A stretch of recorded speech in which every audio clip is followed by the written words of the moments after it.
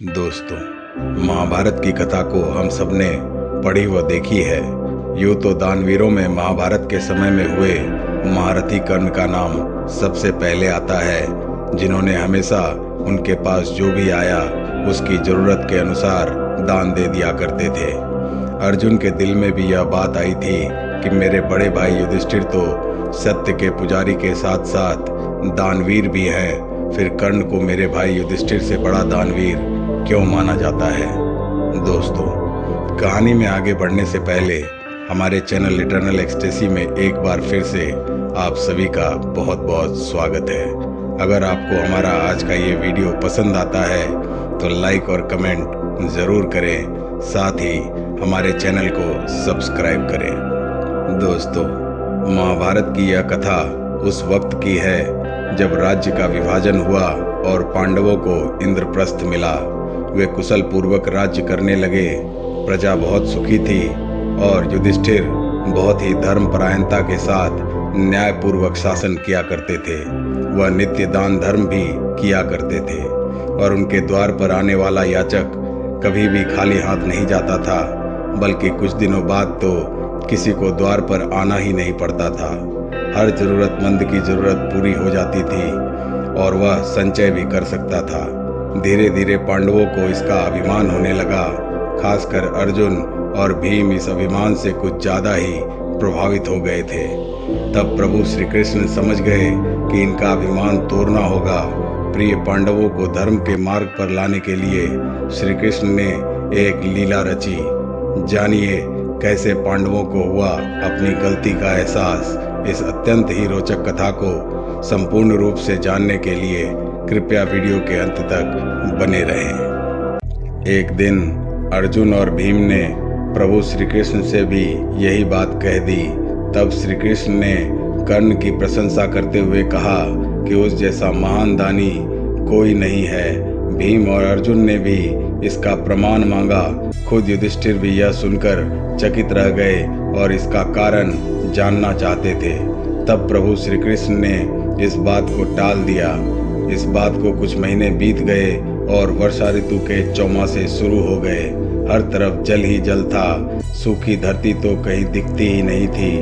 वृक्ष तो क्या ही दिखता और लकड़ी भी कहाँ ही मिलती। इस परिस्थिति में एक याचक युधिष्ठिर के पास आया और बोला, महाराज, मैं आपके राज्य में रहने वाला एक ब्राह्मण हूँ और मेरा व्रत है कि मैं बिना हवन किए हुए कुछ भी नहीं खाता पीता हूँ।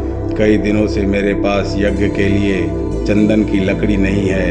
यदि आपके पास हो तो मुझ पर कृपा करें, अन्यथा हवन तो पूरा नहीं होगा, मैं भी भूखा प्यासा मर जाऊंगा। युधिष्ठिर ने तुरंत कोषागार के कर्मचारी को बुलवाया और कोष से चंदन की लकड़ी देने का आदेश दिया। संयोग से कोषागार में सूखी लकड़ी नहीं थी। तब महाराज ने भीम व अर्जुन को चंदन की लकड़ी का प्रबंध करने का आदेश दिया, लेकिन काफी दौड़ धूप के बाद भी सूखी लकड़ी की व्यवस्था नहीं हो पाई।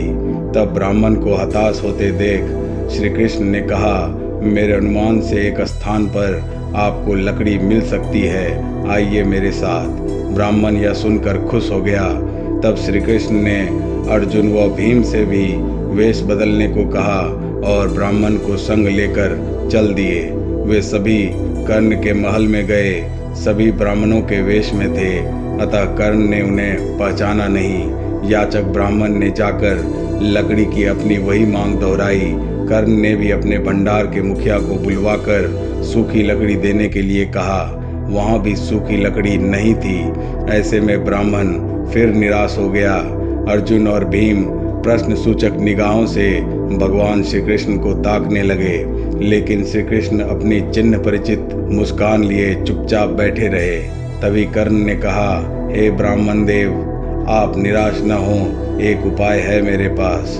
उसने अपने महल के खिड़की दरवाजों में लगी चंदन की लकड़ी को कटवाकर ढेर लगा दी।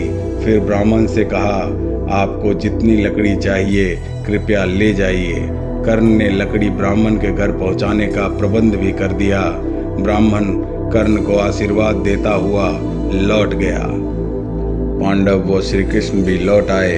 भीम और अर्जुन समझ गए थे कि साधारण अवस्था में दान देना कोई विशेषता नहीं है और साधारण परिस्थिति में किसी के लिए अपना सब कुछ त्याग देने का ही नाम दान है। नहीं तो चंदन की लकड़ी के खिड़की द्वार तो युधिष्ठिर के महल में भी थे। फिर कृष्ण अर्जुन को समझाते हैं, पार्थ, क्या आपने अंतर देखा?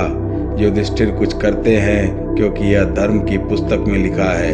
कर्ण कुछ करता है क्योंकि वह इसे करना पसंद करता है। युधिष्ठिर की धर्म और धार्मिकता की परिभाषा उनकी सीख तक ही सीमित है। कर्ण की धर्म और धार्मिकता की परिभाषा केवल शिक्षा तक ही सीमित नहीं है, बल्कि वह वास्तव में उन लोगों की मदद करने में रुचि रखते हैं जो मदद के लिए उनके पास आते हैं। दोस्तों, उम्मीद करते हैं कि आपको हमारा आज का ये वीडियो पसंद आया होगा, तो लाइक करना ना भूलें और आपकी प्रतिक्रिया कमेंट सेक्शन में ज़रूर दें। अगर आप हमारे चैनल के माध्यम से कोई और पौराणिक विषय के बारे में वीडियो देखना चाहते हैं तो कमेंट सेक्शन में ज़रूर बताएं। अगर आप हमारे चैनल पर नए हैं तो सब्सक्राइब का बटन ज़रूर दबाएं। ऐसी ही और दिलचस्प वीडियोस के लिए हमारे चैनल के साथ बने रहें। हम जल्द ही एक और रोचक विषय के साथ वापस आएंगे। तब तक के लिए हमें आज्ञा दीजिए। जल्द ही फिर मिलेंगे। हमारे चैनल के साथ बने रहने के लिए आप सभी का बहुत बहुत धन्यवाद।